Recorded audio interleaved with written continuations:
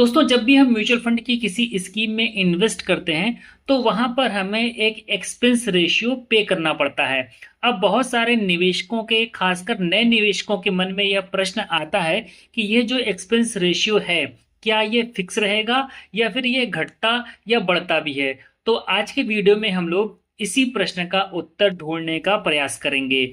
तो वीडियो में आगे बढ़ने से पहले चैनल पर अगर आप पहली बार आए हैं तो चैनल को सब्सक्राइब कर लीजिएगा। वीडियो पसंद आए तो इसको लाइक करिएगा, अपने दोस्तों के साथ भी ज़्यादा से ज़्यादा शेयर करिएगा। तो चलिए वीडियो को स्टार्ट करते हैं। तो अभी आपके सामने मेरी कंप्यूटर की स्क्रीन दिख रही होगी और यहाँ पर मैंने HDFC म्यूचुअल फंड की वेबसाइट में लॉगिन किया हुआ है। तो बेसिकली आपको कहीं पर ये डायरेक्ट कोई डेटा नहीं मिलेगा।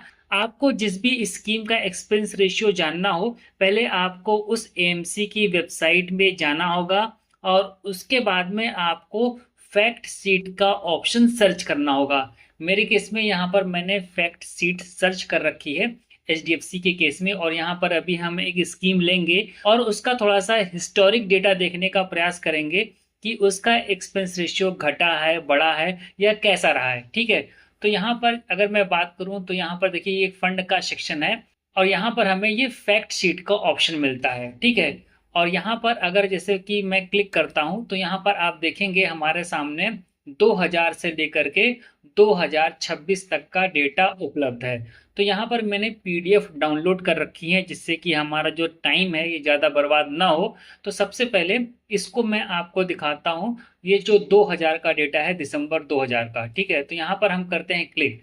तो यहाँ पर अगर मैं आपको दिखाऊं तो एक्सपेंस रेशियो नाम की कोई चीज़ यहाँ पर नहीं होती थी।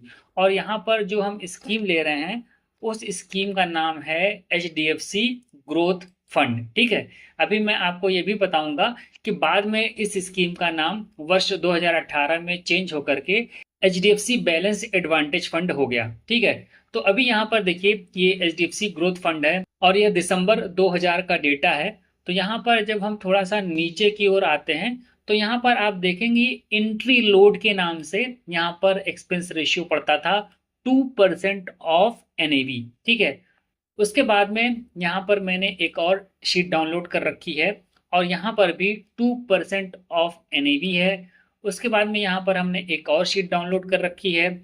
अब यहाँ पर थोड़ा सा इन्होंने चेंज कर दिया है और यहाँ पर भी आप देखेंगे जो एंट्री लोड है वो 2% ऑफ एप्लीकेबल NAV है और यहाँ पर अभी फंड का नाम HDFC ग्रोथ फंड है। ठीक है, अब उसके बाद के ईयर में यहाँ पर अगर आप देखें तो यहाँ पर आप देखेंगे जो एंट्री लोड है ये 2.5% हो गया है। यानी कि यहाँ पर हमारा जो एक्सपेंस रेशियो है वो 2% से बढ़ करके 2.25% हो गया है। अब ये जो डेटा मैं आपको दिखा रहा हूँ ये वर्ष 2011 का है और यहाँ पर देखिए मजेदार चीज, यहाँ पर देखिए एंट्री ऑब्लिक सेल्स लोड के सामने लिखा है upfront commission shall be paid directly by the investor to the ARN holder. ठीक है, तो यहाँ पर अब जो कमीशन था वो डायरेक्टली जो ARN था या जो बीच में मीडिएटर था उसको पे करने की व्यवस्था कर दी गई थी।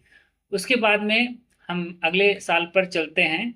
तो ये जो मैंने डेटा डाउनलोड करके रखा है ये 2015 का है। ठीक है, बीच बीच में मैंने वर्षों को छोड़ दिया है जिससे कि ज्यादा समय ना लगे। तो यहाँ पर अब अगर आप देखेंगे तो ये टोटल एक्सपेंस रेशियो के नाम से हमें मिलने लगा है और यहाँ पर रेगुलर का भी दिख रहा है और डायरेक्ट का भी दिख रहा है। तो रेगुलर के केस में अगर बात करें तो 2.50% हो गया है। यानी कि हमारा जो एक्सपेंस रेशियो है जो कि 2.25% था उससे बढ़ करके 2.50% हो गया है। ठीक है, तो अभी हम रेगुलर स्कीम के बारे में ही बात कर रहे हैं तो इसलिए हम अभी डायरेक्ट वाले के बारे में आपको कुछ नहीं बता रहे हैं और आगे चलते हैं। तो ये जो डेटा है ये मैं आपको दिखा रहा हूँ 2020 का, और 2018 में ही HDFC ग्रोथ फंड का नाम चेंज होकर के HDFC बैलेंस एडवांटेज फंड हो गया था। ठीक है, तो अभी हमें इस फंड का एक्सपेंस रेशियो देखना पड़ेगा। तो यहाँ पर हम थोड़ा सा नीचे की ओर आते हैं और यहाँ पर आपको अब दिखाई देगा कि एक्सपेंस रेशियो घट गया है। यहाँ पर आपको रेगुलर प्लान में दिखाई देगा 1.65%। ठीक है, तो यानी कि बीच में क्या हुआ, हमारा एक्सपेंस रेशियो बढ़ा है और बढ़ा है, फिर यहाँ पर अचानक से घट गया है। ठीक है, अभी चलते हैं अगले साल। तो ये हमारे पास में जो डेटा है ये वर्ष 2025 का है। और यहाँ पर आप देखेंगे टोटल एक्सपेंस रेशियो में जो रेगुलर प्लान है यहाँ पर दिखा रहा है 1.33%, यानी कि हमारा एक्सपेंस रेशियो और कम हो गया। अब मैं आपको लेटेस्ट डेटा दिखाता हूँ अप्रैल 2026 का। तो यहाँ पर आप देखेंगे HDFC बैलेंस एडवांटेज फंड है, और यहाँ पर जब हम नीचे की ओर आते हैं तो यहाँ पर आपको एक्सपेंस रेशियो का ऑप्शन मिलता है, और रेगुलर के केस में यहाँ पर 1.27% का एक्सपेंस रेशियो दिखा रहा है। ठीक है, तो यानी कि हमारा जो एक्सपेंस रेशियो है ये और कम हो गया है। और अगर हम वैल्यू रिसर्च की वेबसाइट पर करंट डेटा देखने का प्रयास करें तो यहाँ पर आपको एक्सपेंस रेशियो दिखाई देगा 1.09% का एज ऑन 31 मई 2026। ठीक है, और यहाँ पर जो मैंने आपको डेटा दिखाया है ये अप्रैल 2026 का है। तो यहाँ पर आपको दिख रहा होगा कि एक्सपेंस रेशियो अब और कम हो गया है। और यहाँ पर मैं आपको दिखा दूं कि ये जो स्कीम है HDFC balance advantage fund regular plan का है। ठीक है, ऐसा नहीं कि डायरेक्ट प्लान है। तो यहाँ पर मैंने आपको एक हिस्टोरिक डेटा दिखाने का प्रयास किया है कि जो आपकी स्कीम का एक्सपेंस रेशियो होता है वो फिक्स नहीं होता है, वो समय समय पर घट भी सकता है और बढ़ भी सकता है। और अधिकतर केस में आपको यही देखने को मिलेगा कि धीरे धीरे धीरे धीरे करके आपका जो एक्सपेंस रेशियो है ये कम होता जाता है।